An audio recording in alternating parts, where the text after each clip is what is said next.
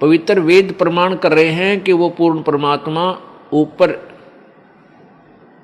तीसरे मुक्ति धाम में, क्योंकि एक धाम, धाम कहो, लोक कहो, अक्षेत्र बोलो, एक तो 21 ब्रह्मांड का अक्षेत्र है, धाम है ये ब्रह्म का। एक 7 संख ब्रह्मांड का क्षेत्र है परब्रह्म का, जिसे अक्षर पुरुष भी बोलते हैं। और तीसरा जो अक्षेत्र है वो सतलोक है, जो मुक्ति धाम है, पूर्ण मोक्ष स्थान है। तो वो परमात्मा उस तीसरे मुक्ति धाम में अर्थात सतलोक में विराजमान है और तेजो में शरीर युक्त है। और वहां से चलकर वो परमात्मा अपनी प्यारी आत्माओं को यहाँ काल के लोक में आकर के मिलते हैं और फिर अपने तत्व ज्ञान से उन्हें परिचित कराते हैं, अपनी समर्थता से उन प्यारी आत्माओं को परिचित कराते हैं और सतलोक तथा ऊपर के सब ब्रह्मांडों को दिखा करके वे अपना साक्षी बनाते हैं। उनमें से कौन कौन हैं? आदरणीय धर्मदास साहिब जी, आदरणीय मलुकदास साहिब जी, आदरणीय दादू दास साहिब जी, आदरणीय संत गरीबदास साहिब जी, हरियाणा के अंदर जो जिला झज्जर गांव छुडानी में हुए हैं वो संत गरीबदास जी, आदरणीय गरीबदास साहिब जी, आदरणीय नानक साहिब जी जो सिख धर्म के प्रवर्तक माने जाते हैं, आदरणीय गीसा दास साहिब जी जो मेरठ के पास खेखड़ा ग्राम में वहाँ उनका धाम है, स्थान है, वो भी परमात्मा के साक्षी हैं। और आदरणीय महर्षि रामानंद जी, ये भी परमात्मा, बनारस वाले, ये भी परमेश्वर के साक्षी हैं। इन्होंने परमात्मा को साक्षात देखा।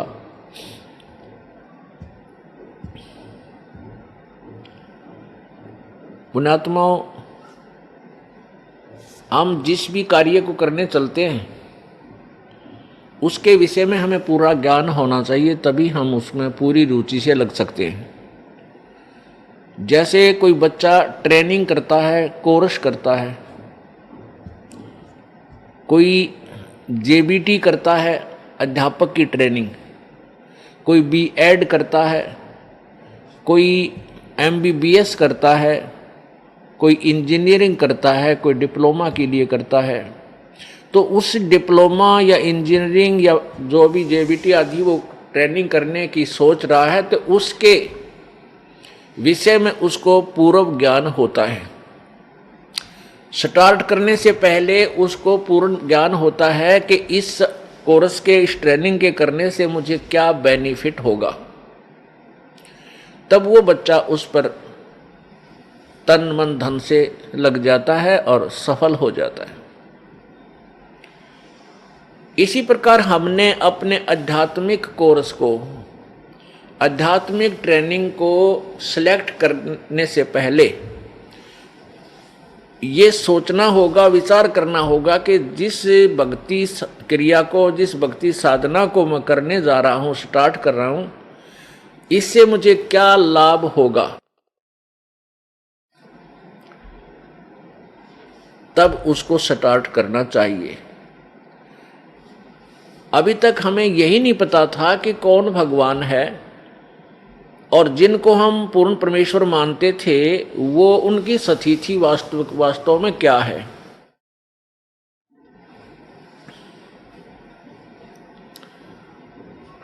हमने रजगुण श्री ब्रह्मा जी, सतगुण श्री विष्णु जी और तमगुण श्री शिव जी को सर्वेश्वर, महेश्वर, मृत्युंजय, कालज्य और सर्वेश्वर, सर्व ब्रह्मांडों के रचयिता, सर्व दुख हरण करता आदि आदि ना जाने कितनी उपमाओं से जाना था। और जो हमारे धार्मिक गुरु होते थे पवित्र हिंदू धर्म के, वो ये कहा करते थे कि पुराणों के अंदर ऐसा ही लिखा है कि ये तीनों भगवान यही सर्वश्रेष्ठ रचनहार हैं, ये पूर्ण परमात्मा हैं, इनसे अतिरिक्त कोई अन्य भगवान नहीं है, कोई प्रभु नहीं है, कोई स्वामी नहीं है। तो हमने अपने टीचर्स को, अपने आध्यात्मिक अध्यापकों को अपने सिलेबस के पूरे जानकार विद्वान मानकर उनकी प्रत्येक बात को स्वीकार किया और उनके द्वारा दिए गए भक्ति मार्ग को भी स्वीकार करके उस पर हमने प्रयत्न किया।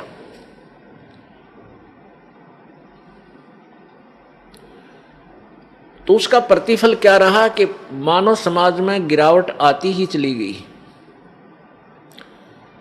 न कोई समाज सुधार हुआ, न कोई हाहाकार मिटा, और न ही ये चोरी ठगी आदि का कोई त्रुटि कमी नहीं आई। क्यों नहीं आई? क्योंकि हम परमात्मा के गुणों में बहुत कुछ सुना करते थे। परमात्मा अंधे को आंख दे दे, परमात्मा अपाहिज को पैर दे करके पहाड़ पर चढ़ने योग्य बना दे, परमात्मा निर्धन को धनी बना दे और जो रंक को राजा बना दे, और जो राजा अभिमानी हो उसको पटक के नीचे रंक बना दे। परमात्मा हमारे संकटों का निवारण करते हैं, आई हुई आपदाओं को टाल देते हैं। इस उद्देश्य से हम परमात्मा की तलाश करने लगे। इतना ज्ञान हमें नहीं दिया गया था, फिर भी हम परमात्मा की परमात्मा की खोज इसलिए क्या करते थे कि हमारा परिवार सुखी रहे, हमारा शरीर सुखी रहे और हमें घनाए धन मिले। इस दृष्टिकोण से हम परमात्मा की खोज में यानी भक्ति साधना करने लगते हैं प्रारंभ में, क्योंकि हमारे ऊपर इतनी पाप कर्मों की इतनी आपदाएं सवार होती हैं कि हम पहले उन्हीं से अलग होने की ही चेष्टा करते हैं।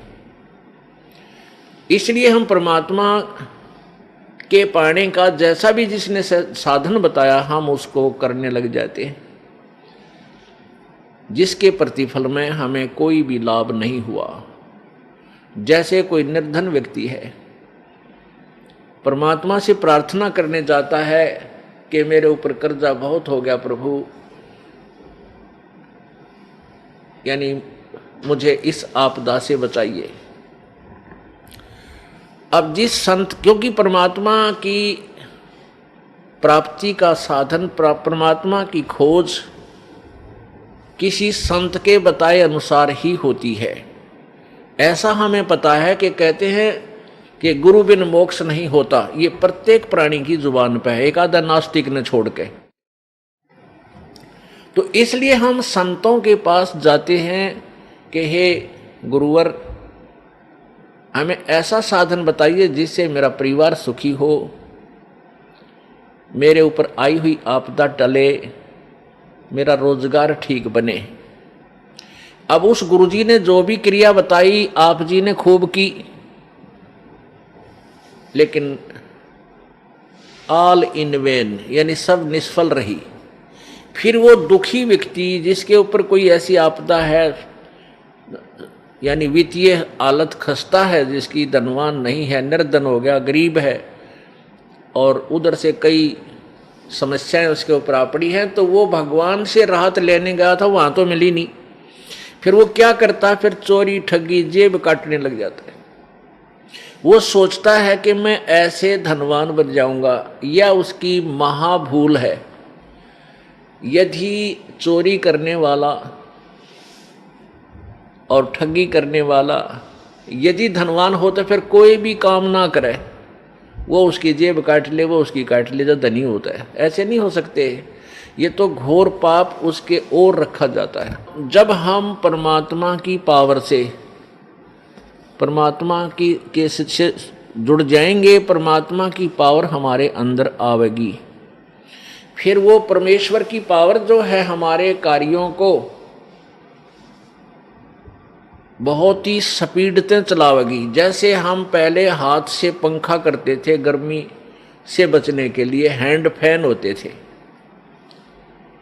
और चक्की पीसती थी हमारी माताएं बहनें, हाथों से आटा पीसती थी, और पशुओं के लिए चारा काटते थे, पहले तो ऐसे हाथों से काटा करते थे, और फिर एक चक्कर सा लगा करके उसके ऊपर फरसे लग गए, वो भी कुछ सुविधा हुई।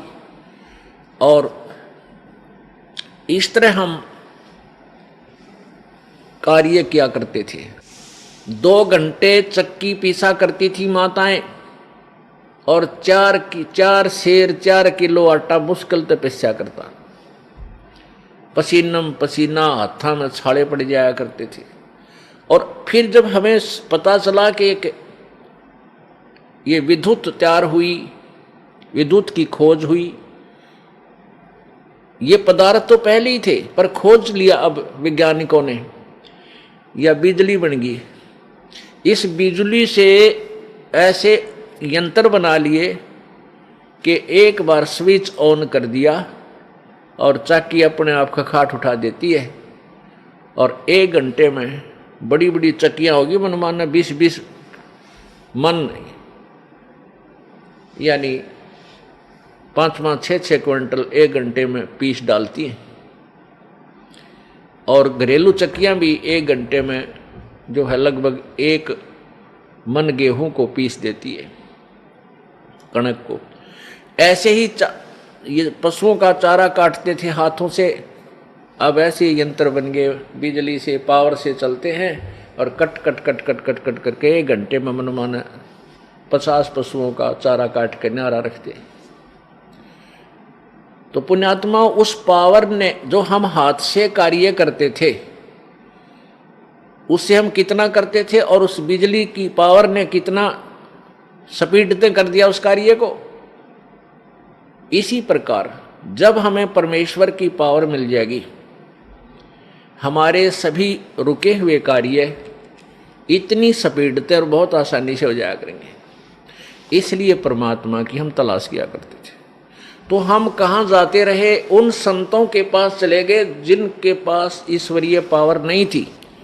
वो संत खाली खोखा थे, ऊपर बोर्ड लगा रखा था पावर हाउस, और अंदर गाड़ रखे थे कीकर के खुट्टे लठ, और उनका तार बांध के लिख रहे थे पावर हाउस। कहने का भाव यह है कि वे स्वयं परमात्मा से कनेक्टेड नहीं थे, वो ईश्वरीय पावर से संबंधित नहीं थे, कनेक्टेड नहीं थे, और अन्य अपने उपभोक्ताओं को यानी शिष्यों को मूर्ख बनाए हुए थे कि ले जाओ नाम और तुम्हारे हो जाएंगे काम। नहीं हो सकते। अब उन भोली आत्माओं ने, शिष्यों ने अपने गुरुदेव को पावर हाउस मान के उससे कनेक्शन ले रखे, और कोई 20 वर्ष से चिपका हुआ है, कोई 25 वर्ष से, कोई 30 वर्ष से, कोई 15 वर्ष से, कोई 5 वर्ष से, और सबकी दुर्गति हो रही है, डाउनफॉल हो रहा है उनकी हर स्थिति में। पुण्यात्मा परमात्मा की तलाश वही पुण्यात्मा विशेषकर करते हैं जो पूर्व जन्म में परमात्मा की भक्ति किए हुए हैं। उनके अंदर वो कसक विद्यमान रहती है, वो भगवान की भक्ति के बिना रह नहीं सकते। भले ही उनको ज्ञान नहीं है तो कोई ना कोई उन्होंने अपना कोई सहारा अपनाया है, कोई व्रत रखता है, कोई जय गणेश देवा जी की आरती गा के संतुष्ट है, कोई ओम जय जगदीश हरे स्वामी जय जगदीश हरे,